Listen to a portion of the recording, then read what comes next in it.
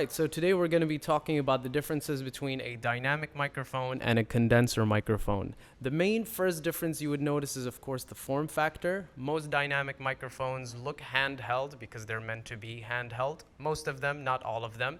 And then you have microphones like the condenser over here that is in this little contraption that we call a shock mount. And this is the kind of microphone that you would notice in a studio where a vocalist, a singer, or a rapper would be vocalizing.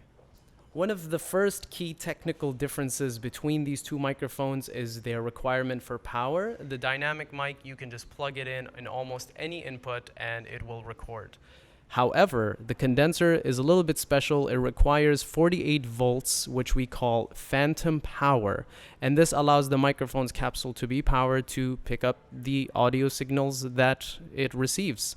And this makes it a lot more sensitive, and that is why it is mostly used in studios. But just because it's more sensitive does not mean it would be better than a dynamic to stage applications, because when you're on stage, you've got bleed, you've got monitors, you've got a lot of sounds coming in, and you want this microphone to be just sensitive enough to pick up your voice, but not to pick up everything around it.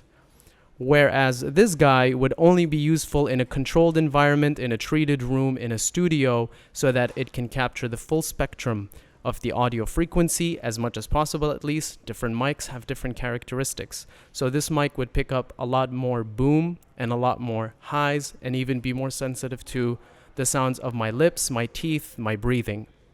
Whereas this guy may sound more pleasant because it is tuned to exactly pick up the nuances of my voice and cancel out everything else.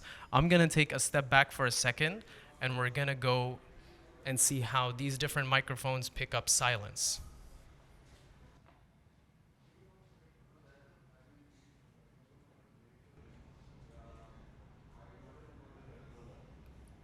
So we've talked about the general characteristics of these different microphones, but that does not mean they're really limited. Like everything else in music, you can be as creative as you want and try them out with different things. The condenser might be stereotypically considered a vocal / acoustic guitar or piano microphone, but really sky's the limit. You just have to be aware of its sound signature, of how the capsule receives sound, and most of all that it's just more sensitive, which means over time you have to take care of it, make sure it doesn't come across a lot of dirt, grime, smoke, make sure that it is in a shock mount so that any little taps are not interfering in the recording session.